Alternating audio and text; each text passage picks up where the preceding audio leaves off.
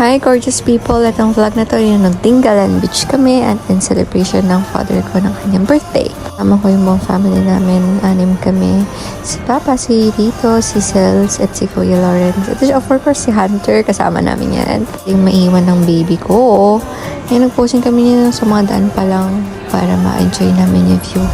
Kasi madaling araw kami sa mga 2 a.m. dumating kami morning na. Medyo malayo-layo din yung biyahe. Siguro mga 5 hours, I think. Pero sulit naman kasi yung nag-picture kami sa Tinggalan. And then yung view, grabe ang ganda ng view.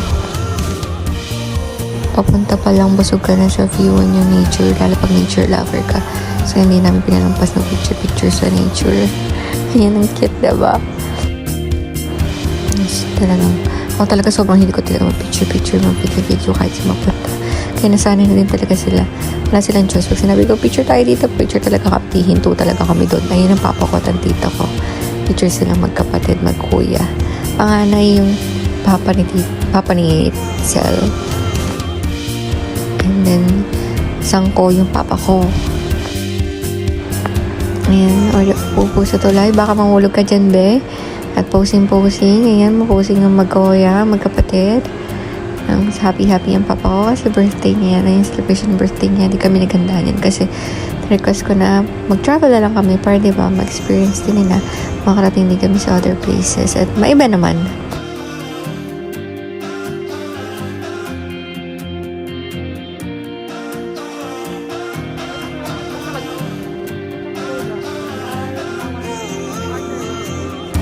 Siyempre, din sila pupauli. Picture din sila. And yung ganda ng Sierra Madre. Yung Sierra Madre sa likod. Yung nag-filter pag bumabagyo sa north. Gandang haba niyan, grabe. Yan, hindi lang kami sa turn na nag-picture sa Tinggalan kasi ang daming tao. Hindi kami makasingit, be. Yan yung pinsan ko, si Rachel. Tamang vlog lang. Taga-vlog ko yan. Taga-video ko lang. Lahat yan, all in one yan. Taga-picture. Wala na siyang magagawa. And then, tuntua din niya siya kasi first time din niya yung nakapasyal dyan sa Tinggalan. And nagandaan din siya. Ayun, ang ganda ng video ba? Ayun, kuya ko. Madala pa kami DSLR niyan kasi todo.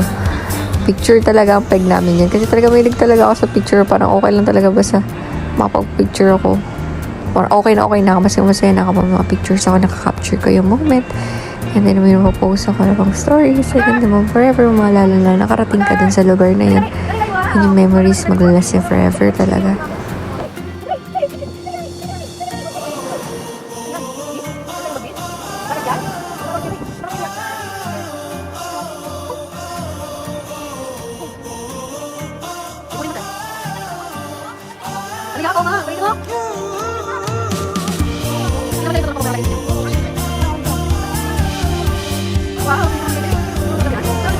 Very good talaga ang baby ni mommy. Magaling na siyang lumangoy.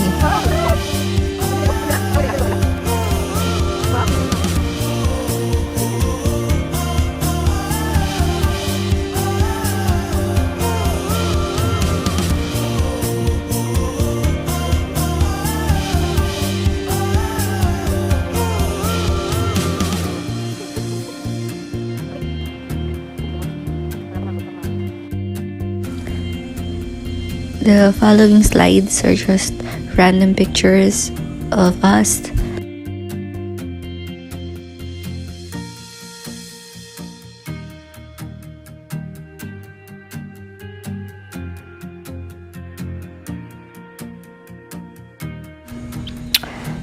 This is me just feeling the breeze, the ocean breeze, just doing a casual photo shoot.